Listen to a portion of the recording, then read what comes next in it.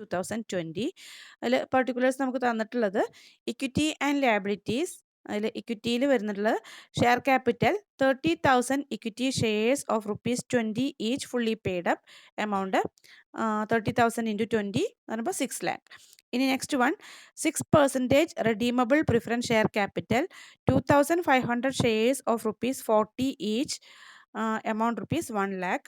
Next other equity അതിൽ retained earnings ആണുള്ളത് 1,90,000. Capital reserve 10,000. Security premium reserve 15,000.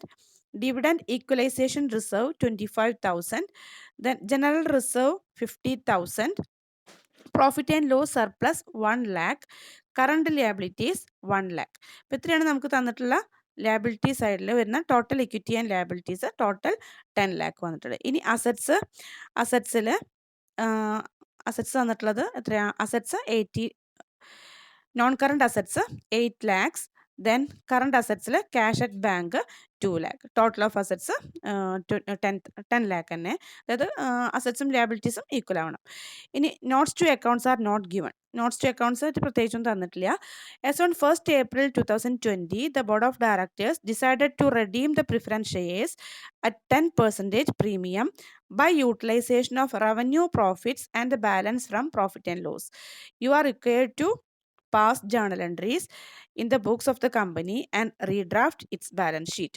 അതായത് നമുക്ക് ഇത്രയും ഇൻഫർമേഷൻസ് ആണ് തന്നിട്ടുള്ളത്. ഇത് വെച്ചിട്ട് നമുക്ക് എന്ത് ചെയ്യണം? കമ്പനിയുടെ പ്രിഫറൻസ് ഷെയർസ് റെഡീം ചെയ്യുന്നത് പ്രോഫിറ്റ് എന്നാന്ന് പറഞ്ഞിട്ടുണ്ട്. അത് അതിൻ്റെ എൻട്രീസ് കാണിക്കണം. അതുപോലെ തന്നെ ബാലൻസ് ഷീറ്റിൽ അതിൽ വന്നിട്ടുള്ള എഫക്റ്റ്, അതായത് ഈ റിഡംഷൻ്റെ എഫക്റ്റ് വന്നിട്ടുള്ള ബാലൻസ് ഷീറ്റ് പ്രിപ്പയർ ചെയ്യാനും പറഞ്ഞിട്ടുണ്ട്. ഇപ്പോൾ ഫസ്റ്റ് എന്താണ് പറഞ്ഞിട്ടുള്ളത്? എത്രയാണ് നമുക്ക് റെഡീം ചെയ്യാനുള്ളതെന്ന് നോക്കുക. അതായത് 6% റെഡീമബിൾ പ്രിഫറൻസ് ഷെയർ ക്യാപിറ്റലാണുള്ളത്. അതായത് 2,500 shares of ₹40 each amount 1 lakh. അത് നമ്മൾ ഇഷ്യൂ ചെയ്യുന്നത് എങ്ങനെയാണ്? 10% പ്രീമിയത്തിലാണെന്ന് പറഞ്ഞിട്ടുണ്ട് അല്ലേ? 10% പ്രീമിയത്തിലാണ്. അപ്പോൾ പ്രീമിയത്തിലാവുമ്പോൾ എന്ത് ചെയ്യണം?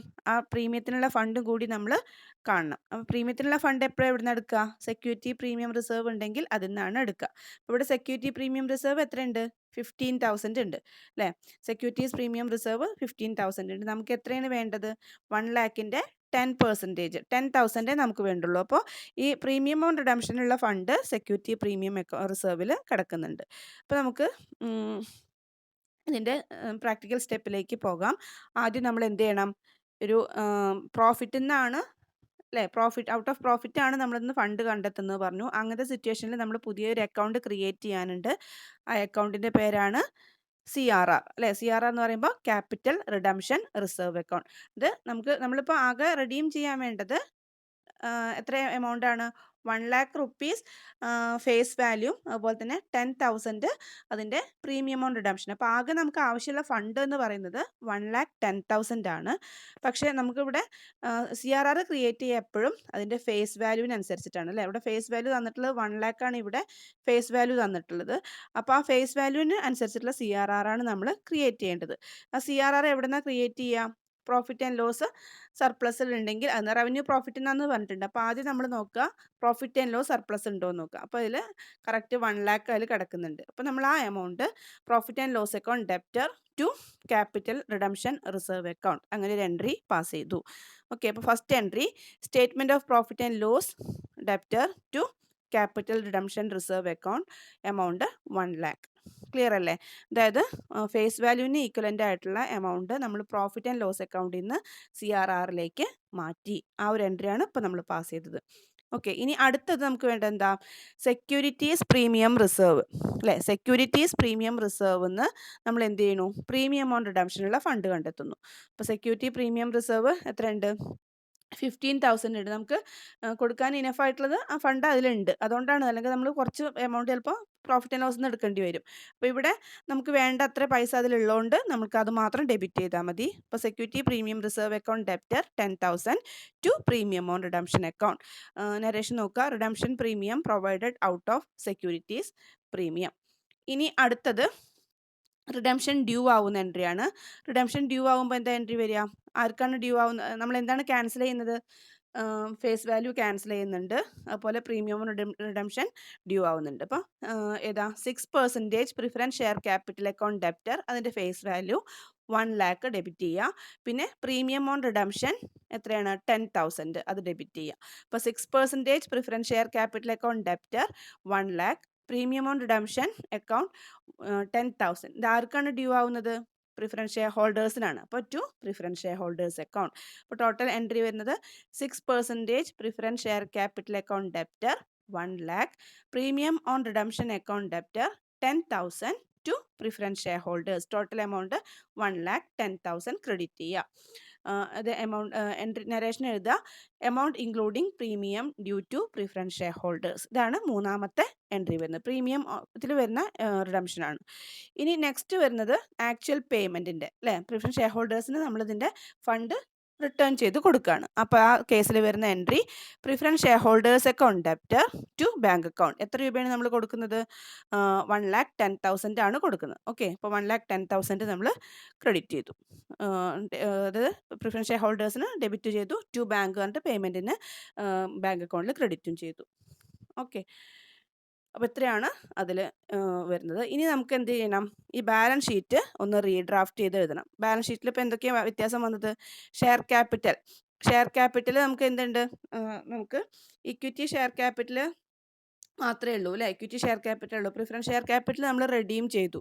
അപ്പോൾ നേരത്തെ നമുക്ക് തന്നിട്ടുള്ള ക്വസ്റ്റ്യനിൽ പ്രിഫറൻസ് ഷെയർ ക്യാപിറ്റൽ ഉണ്ടാവും. ഇപ്പോൾ നമുക്ക് ഇക്വിറ്റി ഷെയർ ക്യാപിറ്റൽ മാത്രമേ ഉള്ളൂ. ആ ഇക്വിറ്റി ഷെയർ ക്യാപിറ്റൽ 6,00,000 എഴുതുക. പിന്നെ retained other equity retained earnings എത്രയാണ്? 1,90,000. അപ്പോൾ നമുക്ക് നേരത്തെ വന്നിട്ടുണ്ടായിരുന്ന റീറ്റെയിൻഡ് ഏർണിങ്സ് എത്ര നേരത്തെ വന്നിട്ടുണ്ടായിരുന്നത്? Retained earnings 1,90,000. അതിൽ വ്യത്യാസമൊന്നുമില്ല. ഇനി നമുക്ക് വ്യത്യാസം വന്നിട്ടുള്ള ഏതിലൊക്കെയാണ്? നമ്മുടെ കറണ്ട് ലയബിലിറ്റീസ്. നോൺ കറണ്ട് ലയബിലിറ്റീസിൽ എത്രയുണ്ട്? 1,00,000 ഉണ്ട്. അതായത് നമുക്ക് പിന്നെ ഈ സെക്യൂരിറ്റി പ്രീമിയം നമ്മൾ എടുത്തു, അതുപോലെ തന്നെ വേറെ എന്തെടുത്തു? ഈ ഒരു നമ്മൾ പ്രോഫിറ്റ് ആൻഡ് ലോസ് അക്കൗണ്ടിൻ്റെ ബാലൻസ് ഇത് റെഡീം ചെയ്യാൻ വേണ്ടിയിട്ട് നമ്മൾ എടുത്തിട്ടുണ്ട്. അപ്പോൾ ഇത്രയും കാര്യങ്ങളൊക്കെയാണ് ഇതിൽ വരുന്നത്, ബാലൻസ് ഷീറ്റിൽ ചേഞ്ചസ് വരിക. ആ ചേഞ്ചസ് കാണിച്ചതിന് ശേഷമുള്ള ബാലൻസ് ഷീറ്റാണ് നമ്മൾ പിന്നെ എടുക്കാൻ പാടുള്ളൂ. ഓക്കെ, ഇപ്പോൾ നമുക്ക് ഇവിടെ 6,00,000 വന്നു. ഷെയർ ക്യാപിറ്റൽ ഇഷ്യൂഡ്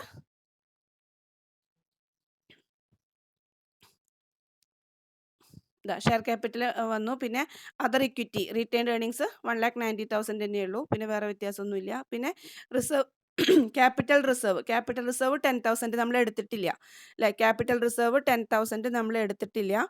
പിന്നെ സെക്യൂരിറ്റി പ്രീമിയം റിസർവ് 15,000 ഉണ്ടായിരുന്നു. അതിൽ 10,000 നമ്മൾ പേയ്മെൻറ്റിന് എടുത്തു, ബാക്കി 5,000 ഉള്ളൂ.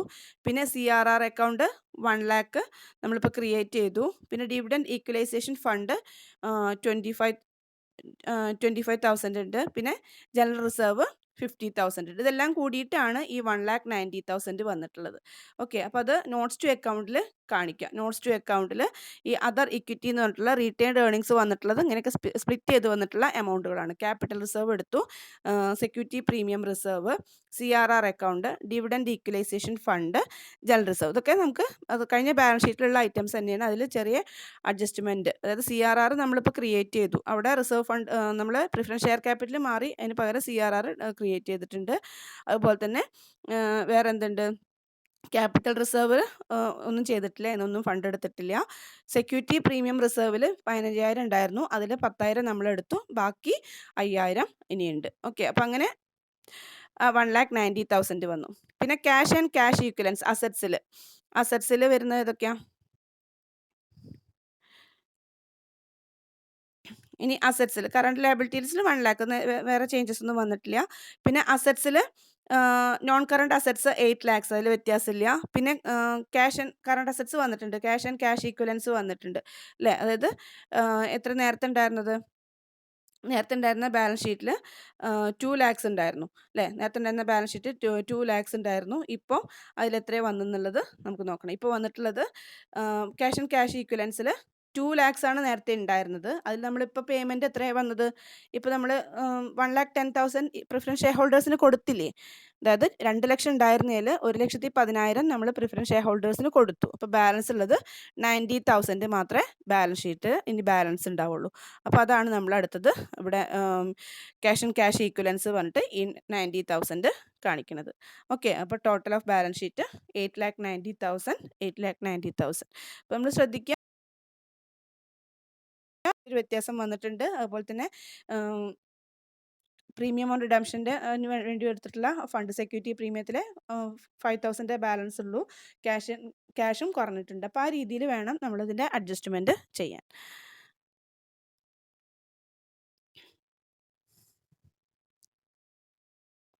ഈ പ്രോബ്ലം ഒന്ന് നോട്ട്ബുക്കിലേക്ക് ചെയ്യുക. ചെയ്തിട്ട് എക്സ്പ്ലനേഷൻ ഒന്നും കൂടി കേൾക്കുക. എന്നിട്ട് മനസ്സിലായില്ലെങ്കിൽ ചോദിക്കണം കേട്ടോ.